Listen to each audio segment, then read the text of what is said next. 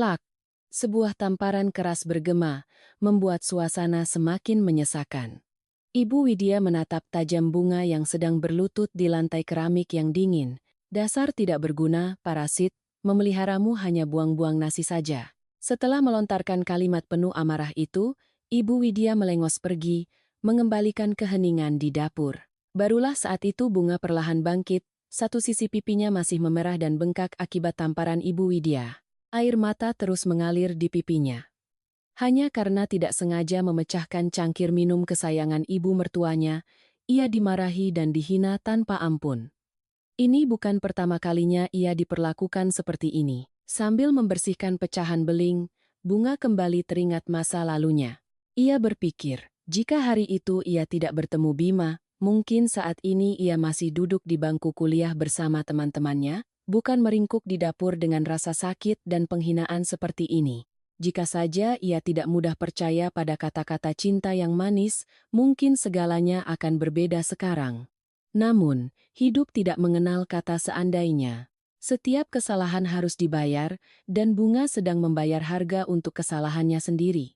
Hampir pukul 11 siang, saat Bunga sedang membersihkan dapur, ia mendengar suara gerbang dibuka.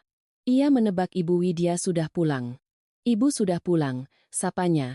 Biar Bunga siapkan makan siangnya sekarang, Bu, supaya masih hangat. Ibu Widya meletakkan tasnya di kursi lalu duduk, matanya sama sekali tidak melirik Bunga. Dengan nada dingin ia berkata, cepat siapkan, aku lapar sekali. Bunga segera menuruti perintah ibu mertuanya, menyajikan setiap hidangan ke meja satu persatu. Ia melakukannya dengan sangat hati-hati, tidak berani membuat kesalahan sedikit pun, karena ia tahu betul apa akibatnya. Sambil makan, Ibu Widya mengernyitkan dahi, mengunyah sepotong daging di mulutnya dengan raut muka jijik. Beberapa saat kemudian, ia membanting sumpitnya ke meja dengan keras. Kau ini masak apa? Hah? Semuanya bahan-bahan mahal, tapi lihat apa yang kau masak. Dagingnya keras seperti sobekan kain begini, bagaimana aku bisa memakannya? Bentaknya. Bunga terkejut dan segera menundukkan kepalanya. Ia sudah terbiasa dengan omelan ibu mertuanya, tetapi setiap kali mendengarnya, hatinya tetap terasa sesak. Maaf, Bu, lain kali saya akan lebih berhati-hati. Minta maaf terus, apa kau tidak bosan? Ibu Widya menyisihkan potongan daging itu dengan kesal. Kerja yang benar. Aku sudah tidak tahan lagi denganmu. Bunga hanya bisa diam.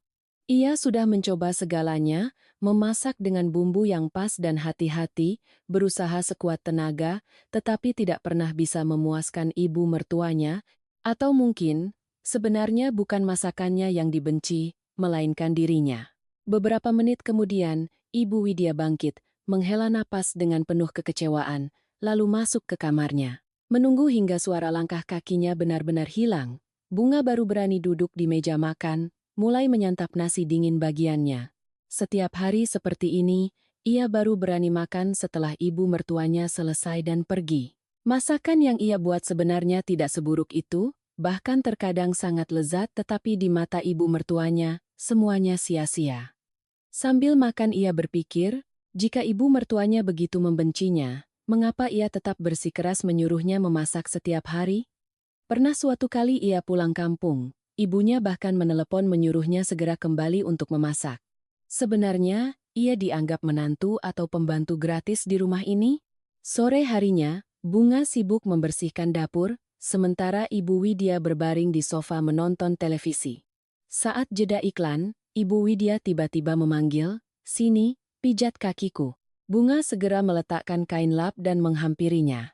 Dengan lembut ia memijat kaki ibu mertuanya yang bengkak karena usia, tangannya gemetar karena takut membuat ibunya tidak senang, yang kuat. Pijatanmu seperti cakaran kucing, tidak ada gunanya, bentak Ibu Widya. Bunga menggigit bibirnya, mengerahkan lebih banyak tenaga untuk memijat, meskipun telapak tangannya sudah mulai terasa sakit.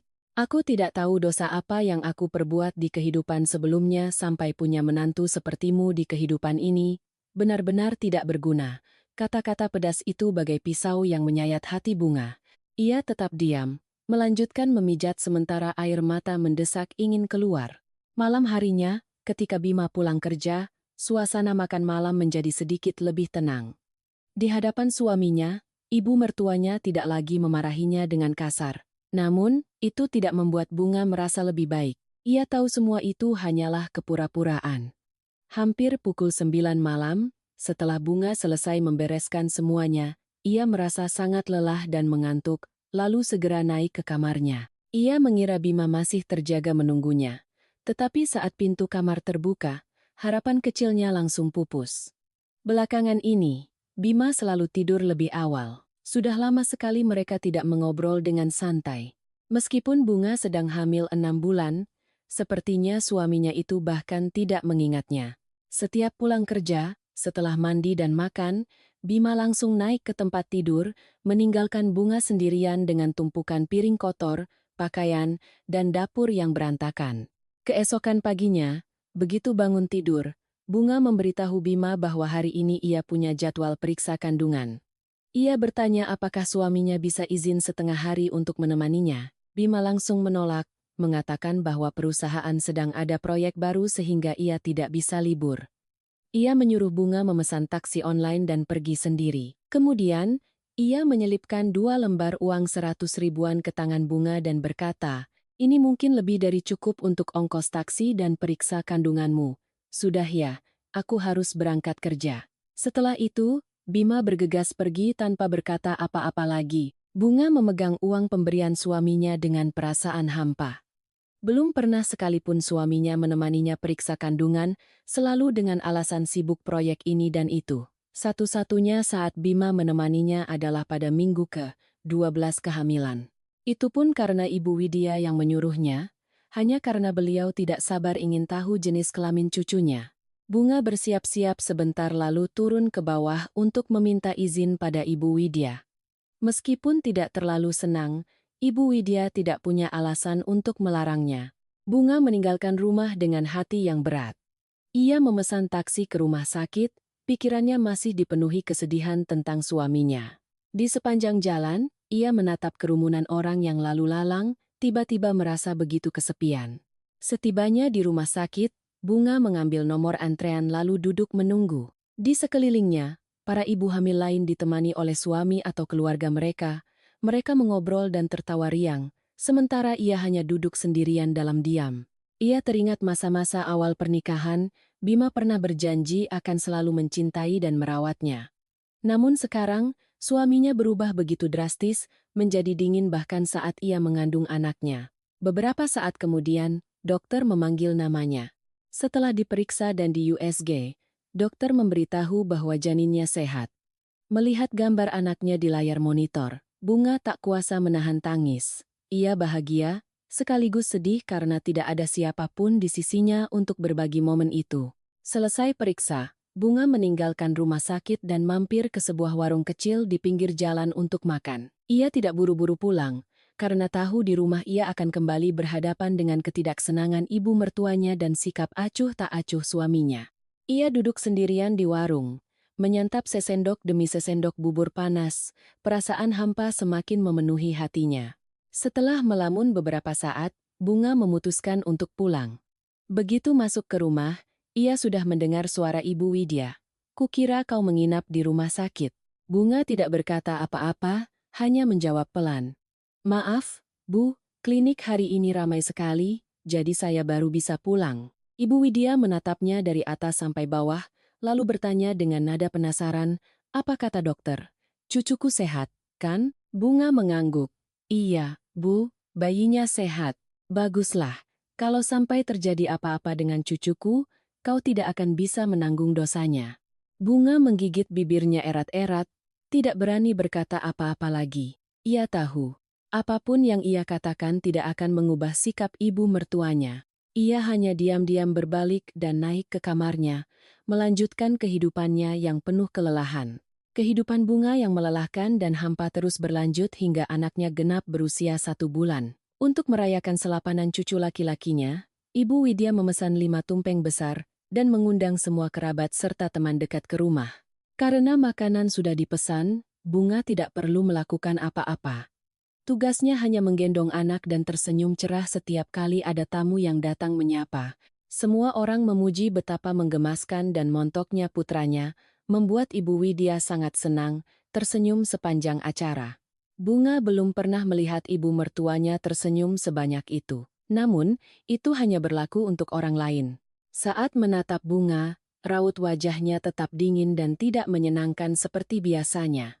Bunga benar-benar tidak mengerti mengapa ibunya begitu membencinya. Ia tahu ibunya merendahkannya karena ia berasal dari keluarga miskin, seorang gadis dari kampung.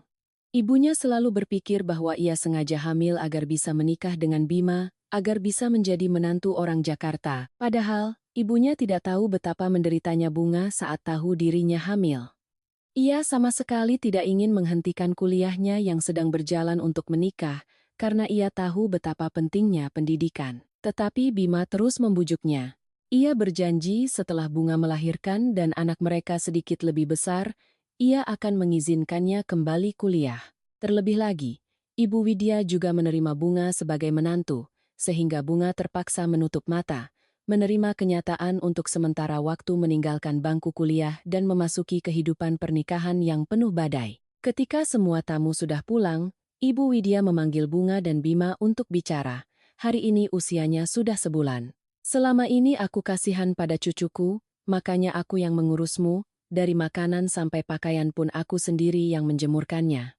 Sekarang, urus dirimu sendiri, tugasku sudah selesai. Mendengar ucapan Miju mertuanya, Bunga berpikir dalam hati, bukan hanya ibu mertuanya yang merawatnya. Ibu kandungnya telah meninggalkan semua pekerjaannya di kampung untuk datang merawatnya selama 20 hari sejak ia masih di rumah sakit. Setelah melihat putrinya sedikit lebih baik, barulah ibunya pamit pulang. Terlebih lagi, ibu mertuanya selalu berkata, "Kalau ada urusan, pulang saja, biar saya yang urus, tidak banyak pekerjaan kok." Tapi sekarang, ia berbicara dengan nada seolah-olah sebulan terakhir ini ia telah bekerja keras merawat ibu dan anak. Meskipun tahu begitu, Bunga tetap menjawab dengan lembut. "Iya, Bu, saya mengerti. Pekerjaan rumah tangga masih sama saja, tidak banyak." Ibu Widya berhenti sejenak, menatap cucunya yang tertidur pulas di pelukan Bunga, lalu melanjutkan, "Apapun yang kau lakukan, kau harus merawat cucuku dengan sangat hati-hati. Kalau dia sampai kurang satu helai rambut pun, aku akan menuntutmu, mengerti?" Bunga menelan kepahitan, menundukkan kepala dan menjawab pelan, "Iya." Ia tahu sekarang tekanannya bukan berkurang, melainkan berlipat ganda. Ia harus mengurus rumah tangga sekaligus merawat anak dengan sangat teliti dan hati-hati. Langit sudah hampir tengah malam, tetapi Bunga masih duduk termenung di samping meja kecil di kamarnya. Cahaya lampu tidur yang kekuningan menyinari wajahnya yang tirus, memantulkan sepasang mata yang kosong. Bima belum pulang, dan ini bukan lagi hal yang aneh. Sejak Bunga memasuki trimester akhir kehamilan, suaminya sering pergi pagi pulang larut malam dengan alasan sibuk bekerja. Namun, firasat Bunga mengatakan ada sesuatu yang tidak beres. Pakaian yang beraroma parfum wanita yang asing, pesan singkat yang sekilas terlihat di layar ponsel, tatapan mata yang selalu menghindar setiap kali Bunga bertanya tentang jadwalnya. Semua seolah menuduhkan sebuah kebenaran yang tidak ingin ia percayai. Bunga mengepalkan tangannya, mencoba menahan pikiran yang kalut, tetapi tepat pada saat itu, telepon berdering. "Itu Bima." Ia bergegas menjawab, "Kamu belum pulang?" Suaranya sedikit bergetar. Dari seberang telepon terdengar suara musik yang hingar-bingar dan tawa seorang pria. "Aku masih ada urusan, kamu tidur duluan saja, tidak usah menunggu." Hanya satu kalimat singkat, lalu panggilan ditutup. Bunga membeku, hatinya terasa dingin. Urusan apa, di mana, dan dengan siapa? Beruntung, putranya, Bagas, sangat anteng. Setelah kenyang, ia akan tidur tanpa banyak rewel, sehingga Bunga sedikit lebih ringan. Pagi harinya ia bangun sangat awal, berencana memasak sarapan untuk seluruh keluarga. Saat ia baru saja bangun, ia menyadari bahwa semalam Bima tidak pulang. Rasa sedih dan kecewa menyelimuti hatinya. Bunga meraih ponselnya, hendak menelepon suaminya, tetapi ia berhenti sejenak. Setelah berpikir, ia memutuskan untuk tidak meneleponnya lagi. Ia ingin melihat penjelasan apa yang akan suaminya berikan. Ketika semuanya sudah siap, Bunga mempersilakan ibu mertuanya untuk sarapan. Ibu Widya tidak melihat putranya dan bertanya pada Bunga, "Bima mana?" "Mas Bima tidak pulang semalam, Bu." Ibu Widya terkejut. "Tidak pulang? Kemana dia?" "Kau juga tidak tahu. Tadi malam dia menelepon, bilang sedang pergi dengan teman-teman kantor dan akan pulang telat, jadi menyuruhku tidur duluan. Tapi sampai pagi ini dia belum pulang." Melihat Bunga menjawab dengan begitu santai seolah tidak terjadi apa-apa, Ibu Widya menjadi marah. "Hei, suamimu tidak pulang semalaman dan kau tidak khawatir sama sekali? Bagaimana kalau terjadi sesuatu padanya? Cepat telepon dia. Dia tidak akan kenapa-kenapa, Bu. Mungkin sekarang dia sedang tidur nyenyak di salah satu hotel. Ibu tidak perlu khawatir." Ibu Widya, yang khawatir pada putranya sekaligus marah dengan sikap Bunga, memukul meja dan berdiri. "Anak kurang ajar. Bisa-bisanya kau bicara seperti itu? Suamimu tidak pulang semalaman, dan wajahmu santai saja, tidak ada sedikit pun rasa cemas. Dasar perempuan berhati ular." Setelah berkata demikian, Ibu Widya meninggalkan mangkuk buburnya yang belum habis, masuk ke kamar untuk menelepon Bima. Ia mencoba menelepon, tetapi tidak ada yang menjawab, membuat hatinya semakin gelisah. Ia mencoba lagi dan lagi. Pada panggilan ketiga, barulah Bima menjawab dengan suara mengantuk. "Ada apa, Bu? Menelepon pagi-pagi sekali?" Ibu Widya merasa lega putranya menjawab, dan langsung bertanya, "Bima, kamu di mana? Kamu baik-baik saja, kan? Kenapa semalam tidak pulang? Kamu tahu ibu khawatir sekali." "Aku tidak apa-apa, Bu.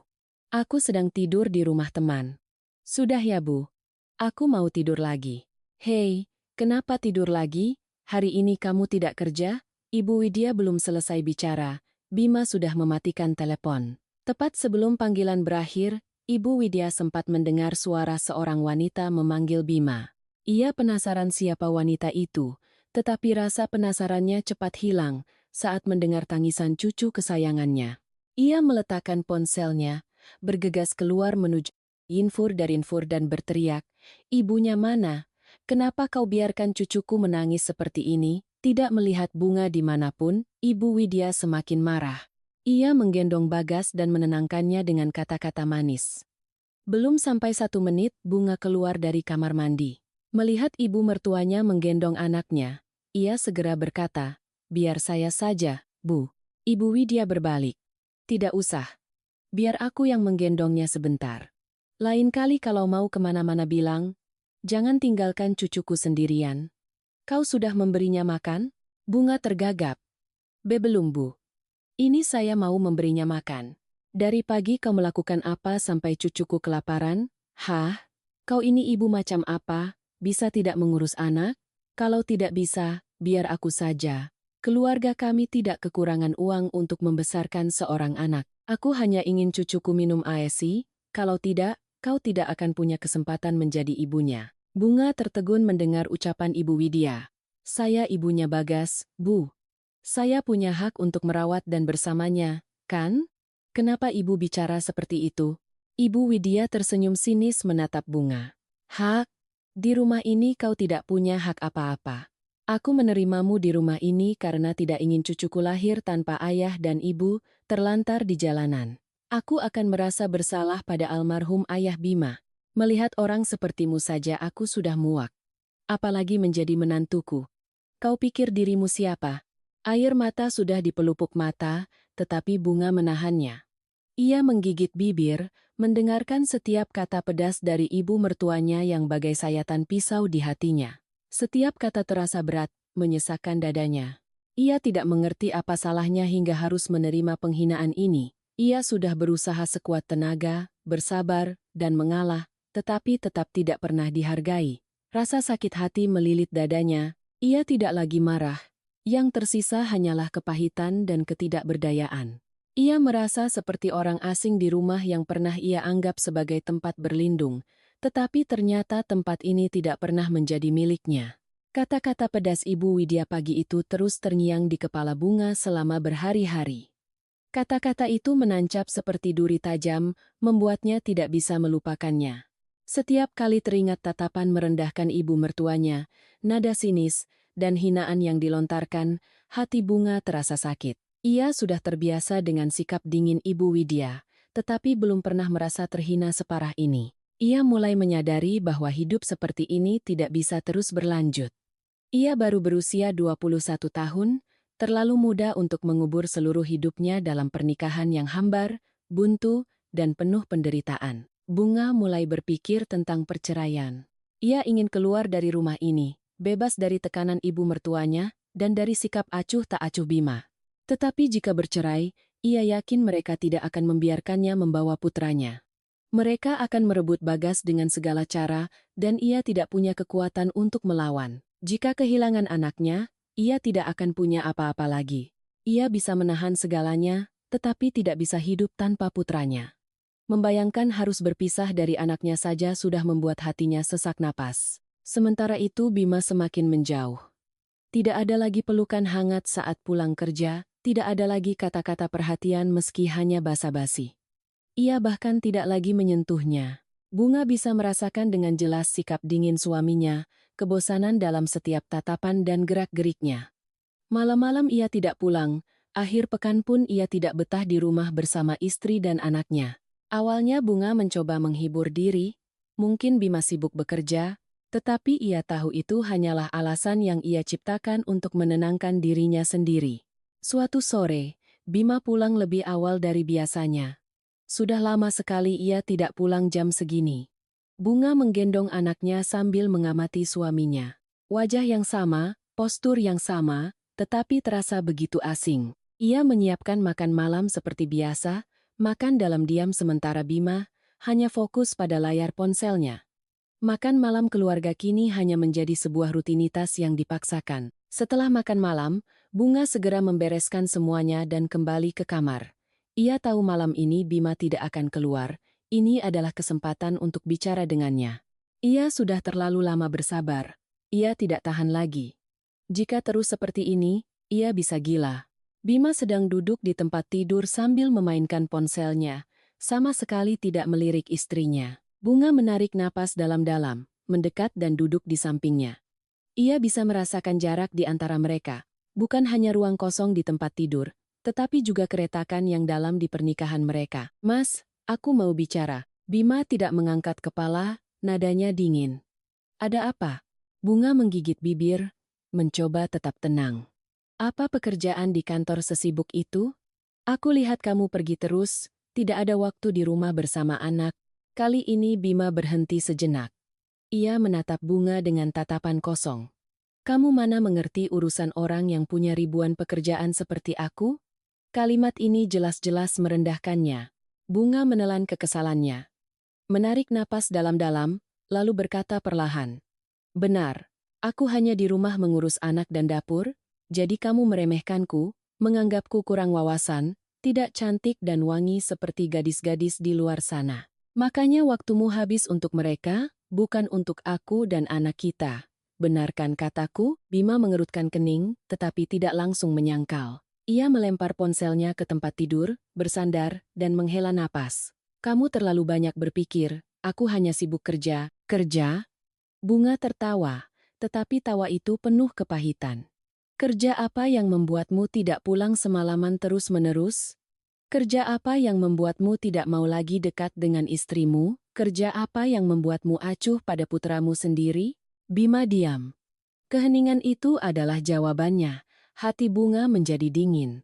Ia menatap pria di hadapannya, pria yang pernah ia cintai sepenuh hati, pria yang untuknya ia korbankan masa mudanya. Tapi sekarang, pria itu menatapnya seperti orang asing, bahkan tidak mau repot-repot menyembunyikan rasa bosannya. "Apa kamu masih ingat apa yang pernah kamu janjikan padaku?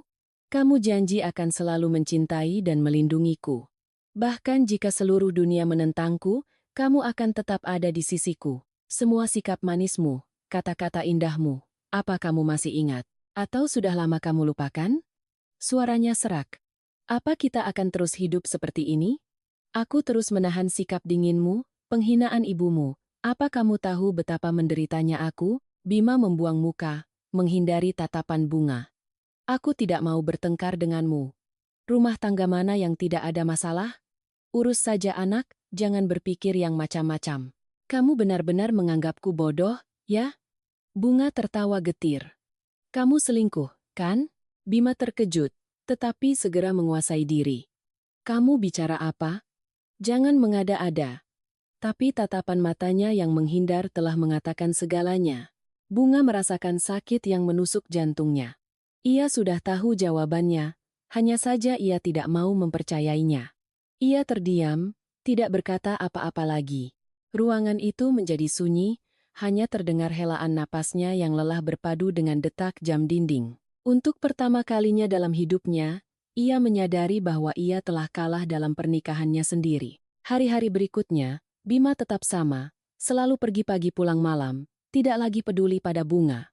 Bunga semakin merasakan jarak yang kian melebar di antara mereka. Makan malam hanya ada ia dan putranya, kursi di seberang selalu kosong. Keheningan yang menyelimuti rumah membuat Bunga merasa sesak napas. Sementara itu, Ibu Widya melihat putranya semakin sibuk, semakin sering menyindir Bunga. Setiap kali melihatnya, ia akan tersenyum sinis dan melontarkan kata-kata pedas. Lihat itu, putraku harus bekerja keras untuk mencapai posisinya sekarang, tidak sepertimu yang hanya mengandalkan sedikit kecantikan dari kampung untuk bisa masuk ke keluarga kaya. Kali ini Bunga tidak menjawab. Ia hanya menunduk dan melanjutkan pekerjaannya. Ia mengerti, apapun yang ia katakan tidak akan mengubah apapun. Di mata Ibu Widya, ia tidak pernah punya tempat.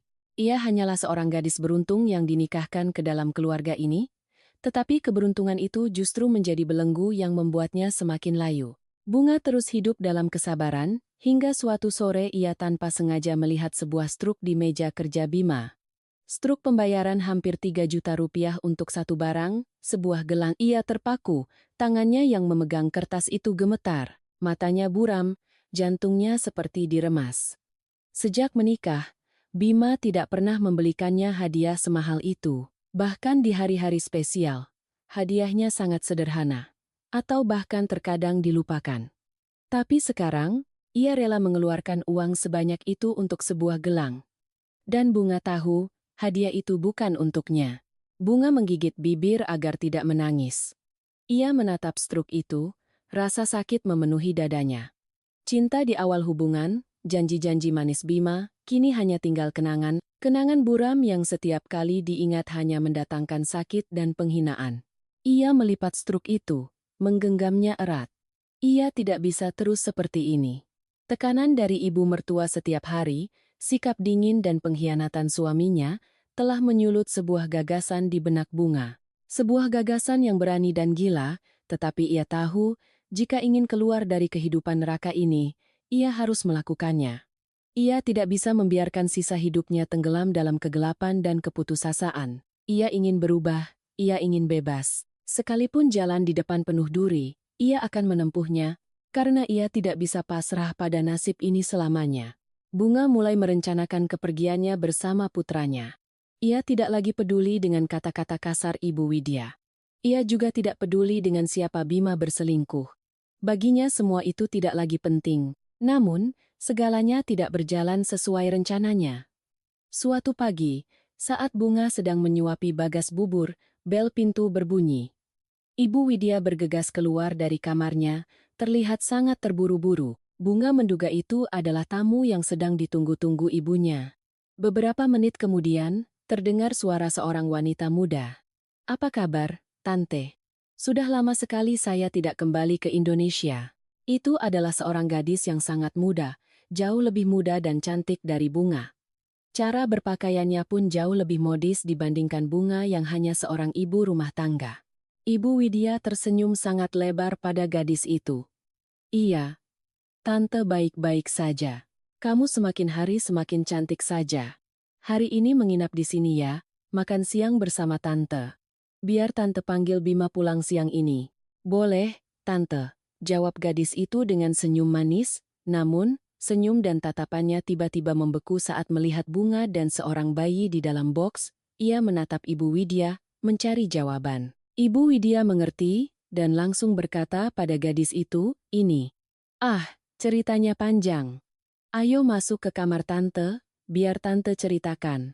Setelah itu, Ibu Widya menarik gadis itu masuk ke kamarnya dan menutup pintu. Bunga tidak merasa sedih atau terkejut dengan sikap ibu mertuanya. Ia menganggapnya bukan urusannya dan melanjutkan menyuapi Bagas. Namun, ia tidak tahu bahwa kemunculan gadis ini akan menghancurkan semua rencananya. Di dalam kamar, Ibu Widya dan gadis muda itu duduk di tempat tidur dan mulai mengobrol. Ibu Widya membuka percakapan dengan ragu. "Vina, sebenarnya setelah kamu pergi, Bima sangat terpuruk, dan untuk melupakanmu dia berkenalan dengan seorang mahasiswi dari kampung. Entah bagaimana, anak itu hamil." Ibu Widya berhenti sejenak, lalu melanjutkan, "Masalah ini membuat Tante pusing sekali, tapi akhirnya Tante terpaksa menerima mereka menikah. Bagaimanapun, Tante tidak bisa membiarkan cucu Tante terlantar di luar sana." Vina mendengarkan dengan saksama. Ia tidak terlalu terkejut karena saat melihat bunga dan bayinya, ia sudah bisa menebak. Tapi yang ia pedulikan sekarang adalah apakah Bima masih mencintainya. Vina menunduk, berkata dengan lembut, "Ini juga salah saya, Tante. Dulu saya masih terlalu muda, tidak berpikir panjang, terlalu suka bersenang-senang sampai meninggalkan Mas Bima sendirian. Sekarang, tidak ada lagi kesempatan untuk saya." Sambil berkata, Vina berpura-pura terisak, terlihat sangat menyedihkan. Melihat itu, Ibu Widya langsung mengungkapkan niatnya. "Tidak juga, Vina. Tante selalu berharap kamu yang menjadi menantu Tante. Tapi bagaimana dengan dia, Tante?" Tatapan Vina mengarah ke pintu. "Gadis kampung itu, kamu tidak perlu pedulikan dia. Kalau bukan karena anak di kandungannya, kamu pikir Bima mau menikahinya? Dia hanya tergoda sebentar karena sedang sedih setelah putus denganmu. Tenang saja, Tante sudah punya rencana. Tante akan memaksa Bima menceraikannya, lalu kamu bisa menggantikannya secara sah." Mendengar itu, Vina sangat senang tetapi tetap menyembunyikannya di balik wajah pura-pura khawatir. "Tapi saya takut, Tante. Takut Mas Bima tidak mencintai saya lagi. Saya tidak mau memaksanya." Ibu Widya menatap Vina dan dengan lembut memegang tangannya. "Tenang saja, kalau dia tahu kamu kembali, dia pasti senang sekali. Sebenarnya dia sama sekali tidak mencintai gadis kampung itu, asal kamu mau sedikit proaktif menunjukkan perasaanmu, Bima pasti luluh lagi. Lagi pula, ada tante yang selalu mendukungmu." Beberapa saat kemudian, Ibu Widya keluar dan memberikan secari kertas pada bunga yang berisi daftar belanjaan. "Biar Bagas tante yang jaga. Kamu ke pasar beli bahan-bahan untuk makan siang. Beli sesuai yang tante tulis.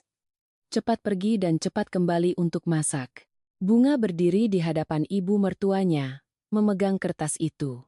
Tulisan tangan yang rapi mencatat semua jenis bahan makanan dan bumbu yang harus disiapkan. Ia hanya bisa menahan napas. Tanpa perlu membaca detailnya, ia tahu paginya akan sangat melelahkan. Bunga mengangguk pelan, melirik Bagas sebentar, lalu berbalik pergi. Putranya masih bermain di lantai, tidak tahu apa yang sedang ditanggung ibunya. Melangkah keluar rumah, Bunga menarik napas dalam-dalam, mencoba mengusir rasa lelah yang mulai datang. Lebih dari 30 menit kemudian, Bunga kembali dengan berbagai kantong belanjaan. Lengannya pegal, kedua kakinya terasa lemas karena bolak-balik di antara kios-kios pasar, baru tahap belanja saja sudah sangat melelahkan. Ia berpikir, sebentar lagi ia harus memasak di dapur. Mungkin saat makan nanti ia sudah tidak punya tenaga lagi. Begitu masuk ke rumah, ia mendengar suara tawa riang dari ruang tamu. Ibu Widya dan Vina sedang duduk santai makan buah sambil menonton acara hiburan di TV. Keduanya tertawa dan mengobrol dengan seru. Tidak ada yang peduli pada menantu yang sedang kerepotan membawa belanjaan. Menahan rasa pahit di hatinya, Bunga diam-diam masuk ke dapur. Ia menata semua belanjaan lalu mulai memasak. Hampir 1 jam kemudian, makan siang pun selesai. Keringat membasahi dahinya, lengannya pegal karena terus-menerus memotong dan memasak. Ia berdiri menatap meja makan yang sudah tertata, bertanya-tanya kapan ia bisa bebas dari tempat ini. Tepat saat itu, pintu terbuka. Bima masuk dengan wajah ceria. Ia menyapa semua orang dengan gembira, lalu segera duduk di meja makan. Suasana menjadi sangat ramai, hanya Bunga yang masih berdiri dalam diam. Terdengar suara tangisan Bagas dari kamar tidur, ia sudah bangun. Belum sempat Bunga bereaksi, ia mendengar suara Ibu Widya. Bawa dia ke kamar untuk makan. "Hari ini ada tamu, anak kecil makan di sini. Kalau muntah atau bagaimana kan tidak baik."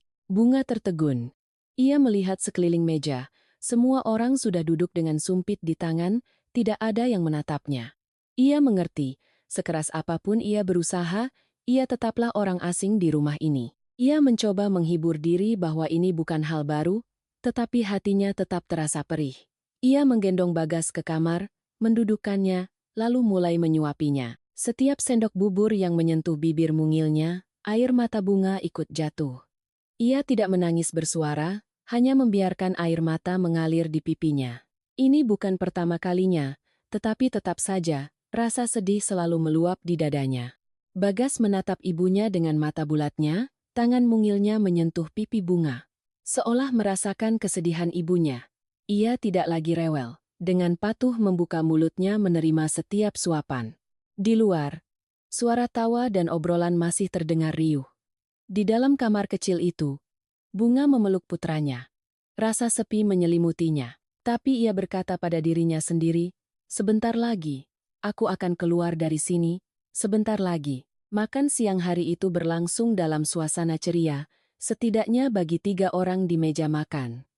Ibu Widya, Vina, dan Bima tertawa dan mengobrol tentang segala hal. Vina dengan lihai mengambil sepotong ikan dan meletakkannya di mangkuk Bima, dengan suara manis ia berkata, "Coba ini, Mas." Katanya ikan salmon bagus untuk kesehatan, terutama untuk pria. Bima tersenyum, matanya penuh kepuasan menatap Vina. Ia menerima perhatian itu dengan wajar, tanpa rasa bersalah sedikit pun pada istrinya. "Kamu perhatian sekali. Coba aku cicipi." Ibu Widya yang duduk di sampingnya, melihat mereka dengan hati gembira. Vina tidak hanya muda dan cantik, yang lebih penting, ia memiliki warisan besar dari kakeknya.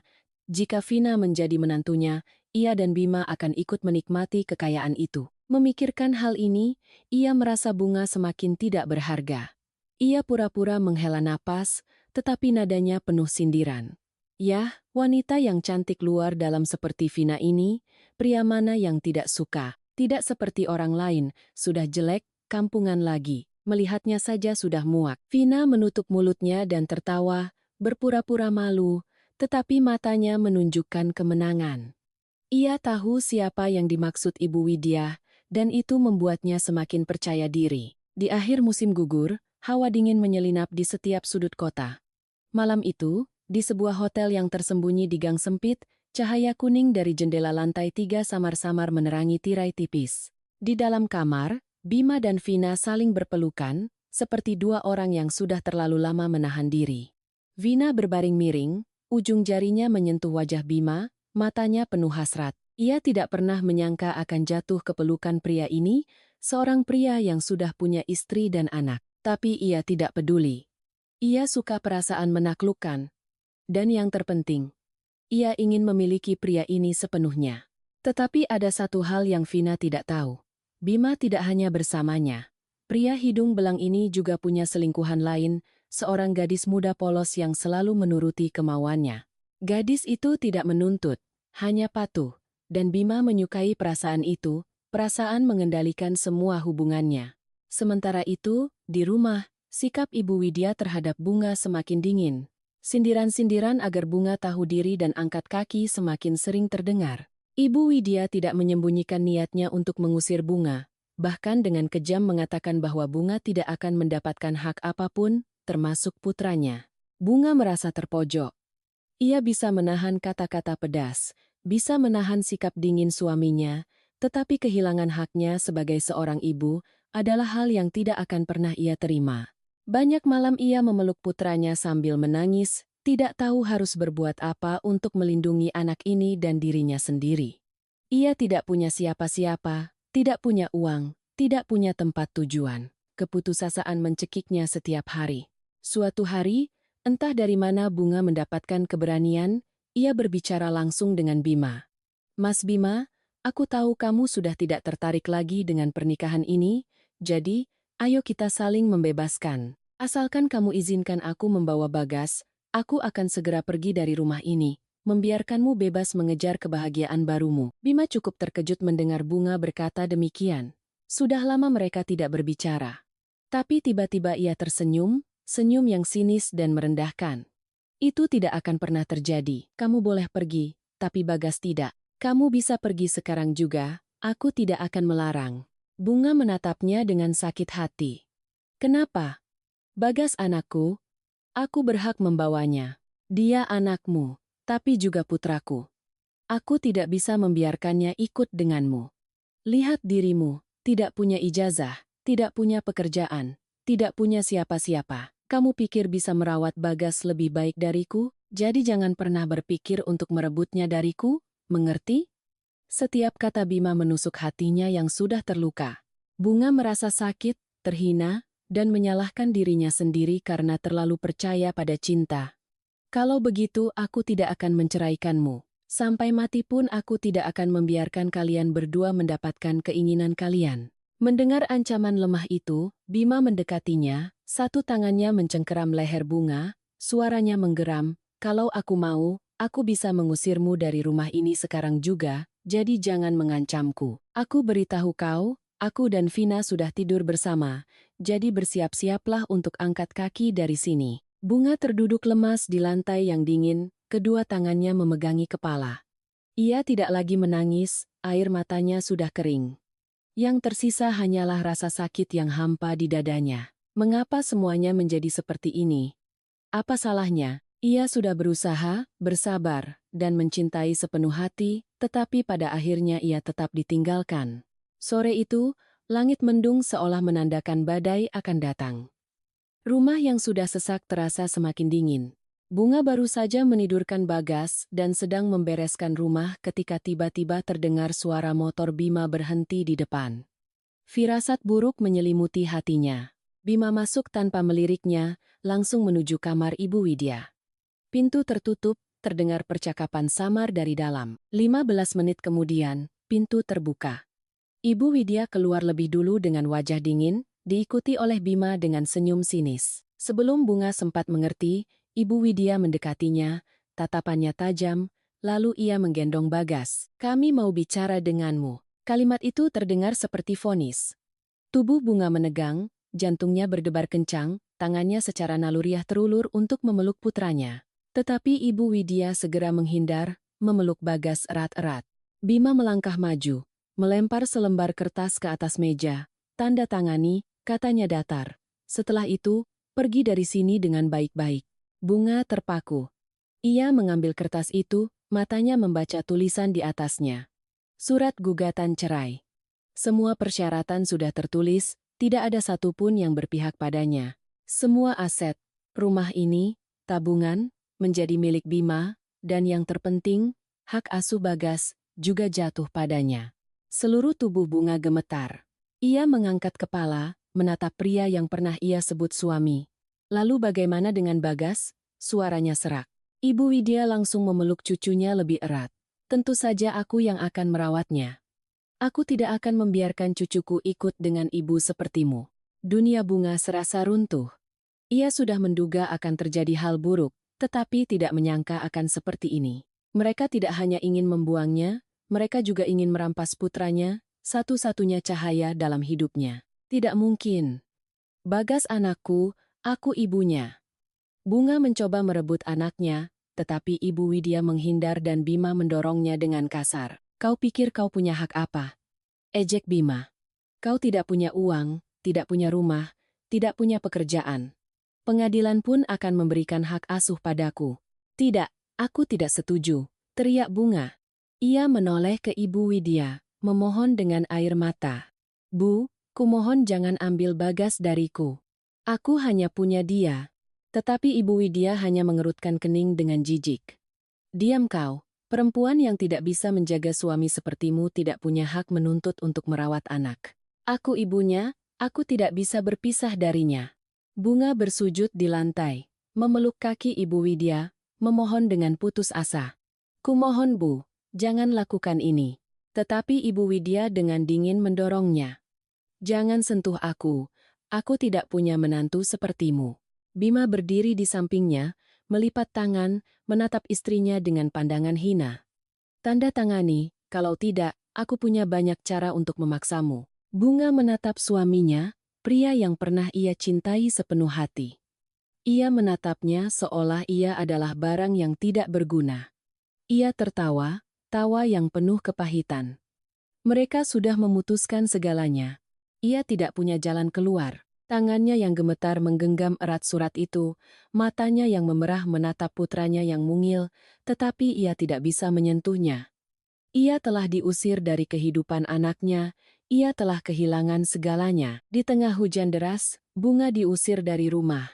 Ia berjalan tanpa tujuan di bawah hujan yang dingin. Ia terus berjalan hingga hujan berhenti dan langit mulai terang, tetapi hatinya tetap gelap gulita. Ia tiba di sebuah jembatan. Matanya menatap kosong ke kejauhan. Setelah lama terdiam, ia memutuskan untuk mengakhiri semua penderitaan ini. Ia ingin memulai segalanya di dunia lain yang lebih baik. Sehari kemudian, di sebuah villa megah di tepi sungai, di dalam kamar yang bersih dan rapi, Bunga membuka matanya.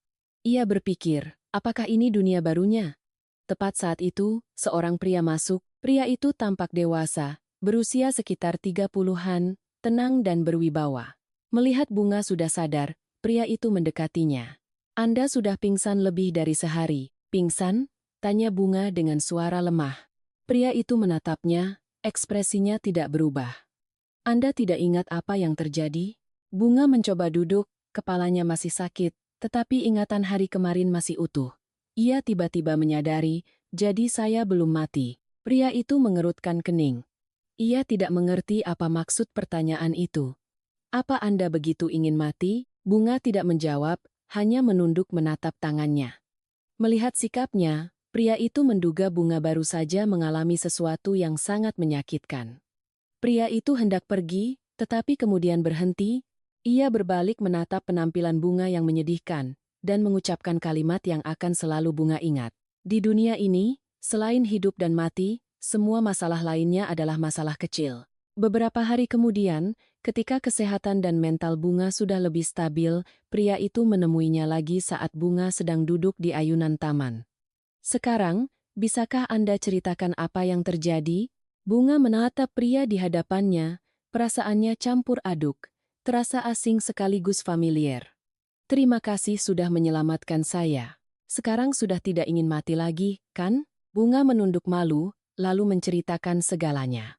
Sementara itu, di rumah Bima, ibu dan anak itu sangat gembira setelah berhasil mengusir Bunga dan bersiap mengadakan pernikahan mewah untuk Vina. Mereka tidak peduli kemana menantu malang mereka pergi di tengah hujan lebat itu. Setelah mengetahui cerita Bunga, pria bernama Danu itu menyuruh anak buahnya untuk menyelidiki. Hanya dalam beberapa hari, semuanya terungkap. Seno, bawahan kepercayaannya yang juga adik tirinya, masuk ke ruangannya. Bang, semua ceritanya benar seperti yang dia katakan. Danu sedang berdiri di dekat jendela, menatap ke kejauhan. Di sana, seorang gadis mungil sedang merawat mawar kesayangannya. Abang sudah tahu kalau dia tidak berbohong, kan? Tanya Seno. Danu akhirnya berbalik dan duduk di sofa. Ya, aku tahu dia tidak berbohong, tapi tetap ingin memastikannya. Biasanya abang tidak peduli dengan hal-hal seperti ini, bahkan aku belum pernah melihat ada wanita yang bisa mendekati abang.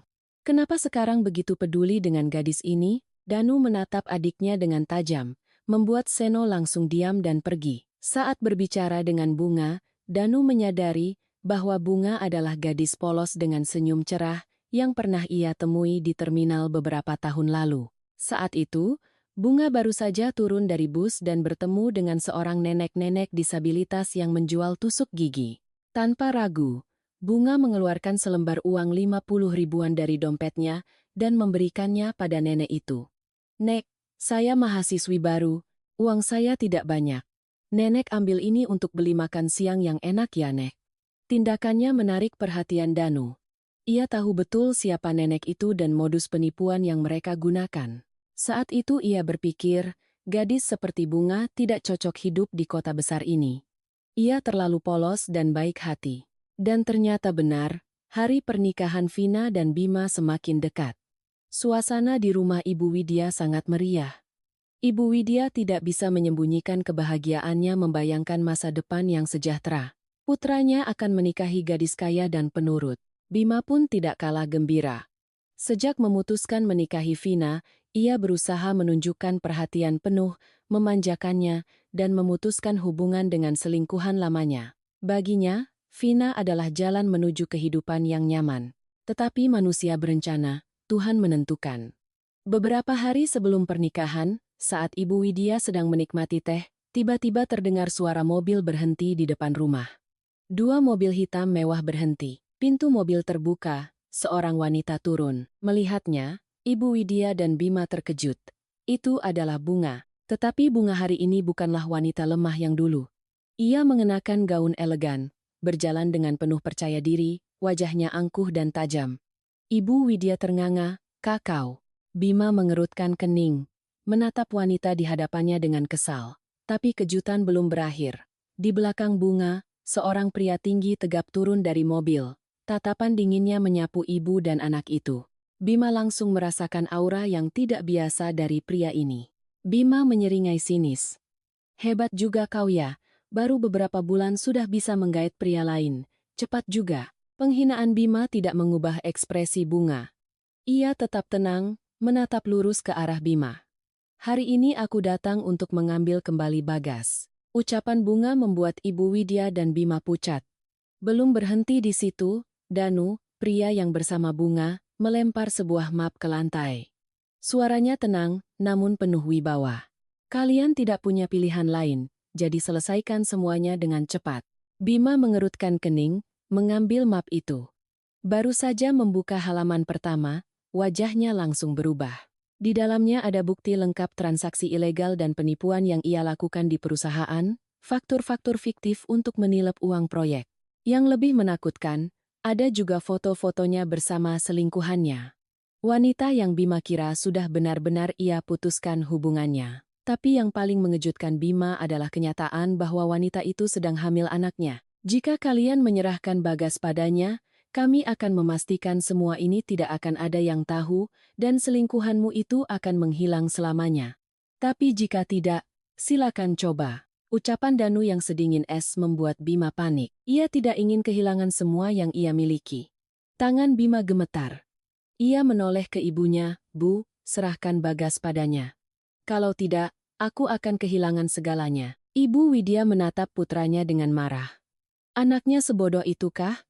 Ia tidak rela, tetapi situasinya tidak memungkinkan. Jika dokumen ini sampai ke tangan Vina atau perusahaan, Bima pasti akan kehilangan segalanya. Ibu Widya menggigit bibir, lalu masuk ke dalam rumah. Tak lama kemudian, ia keluar sambil menggendong Bagas. Bunga mengulurkan tangan menyambut putranya. Saat menyentuh pipi gembul anaknya, air matanya tumpah. Danu berdiri di sampingnya, dengan lembut meletakkan tangan di bahunya. "Kita pulang." Bunga memeluk Bagas erat-erat, menunduk menatap putranya penuh cinta, lalu berbalik pergi. Saat kedua mobil itu menghilang, Bima baru sadar bahwa semua impiannya telah hancur. Ibu Widya jatuh terduduk di kursi, wajahnya kosong. Bima menatap map di tangannya, mengepalkan tinjunya hingga urat-uratnya menonjol. Bunga dan Danu membawa Bagas ke villa di tepi sungai. Mulai hari ini, Bunga dan Bagas akan tinggal di sana di bawah perlindungan Danu. Setelah makan malam, Danu kembali ke ruang kerjanya. Ia sedang menunggu Bunga. Mereka perlu bicara. Setelah Bagas tidur, Bunga turun ke bawah, menuju ruangan di ujung koridor. Ia masuk. Danu tidak mengangkat kepala, ia ingin tahu apa yang akan Bunga lakukan selanjutnya. Bunga mendekati mejanya, menatapnya dengan mantap. "Terima kasih," katanya. "Sekarang, apa yang harus saya lakukan untuk Anda?"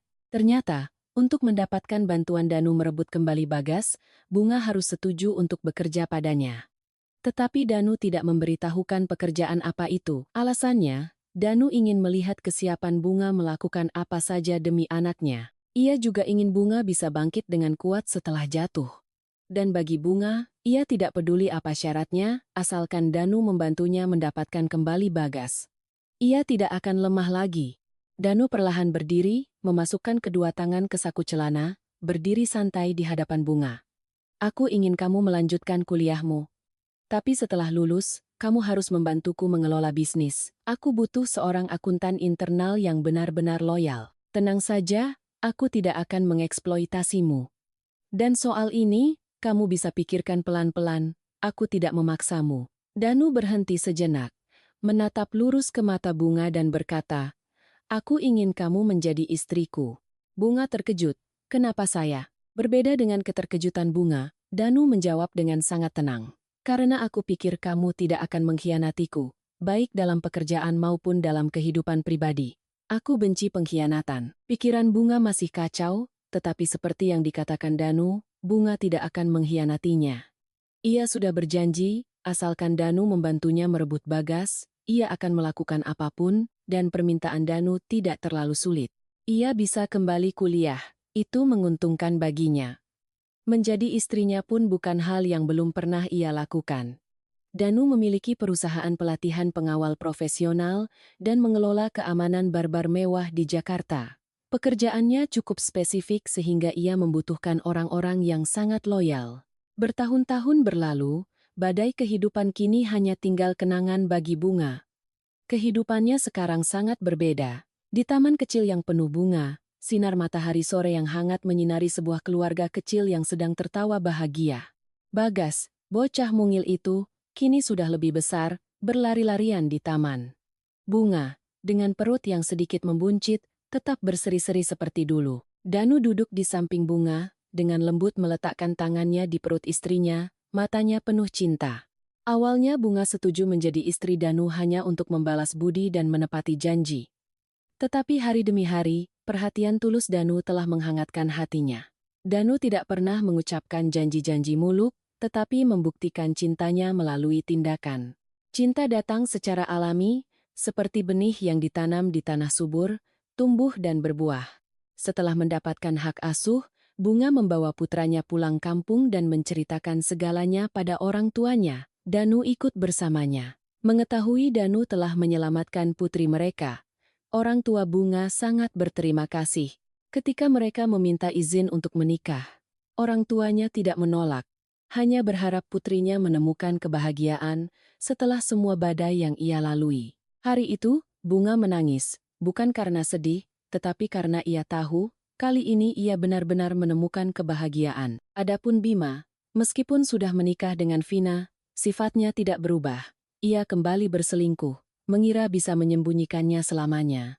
Tetapi kebenaran terungkap. Setelah berkali-kali bertengkar, Vina akhirnya memutuskan untuk bercerai. Bima tidak mendapatkan apa-apa dari perceraian itu. Sekali lagi, ia kehilangan segalanya, istri, anak, dan harga diri. Sedangkan Ibu Widya, wanita yang dulu merendahkan Bunga dan membela putranya mati-matian, setelah mengetahui Bima diceraikan, ia terserang stroke dan terbaring lumpuh. Itulah harga yang harus mereka bayar atas kesalahan mereka. Para pemirsa yang budiman, cerita kita hari ini berakhir di sini. Terima kasih telah mendengarkan cerita ini sampai selesai di kanal kami. Jika Anda merasa cerita ini menarik dan bermakna, silakan tekan tombol suka dan tinggalkan komentar di bawah. Jangan lupa untuk berlangganan agar tidak ketinggalan cerita-cerita terbaru dari kami. Sampai jumpa di video berikutnya.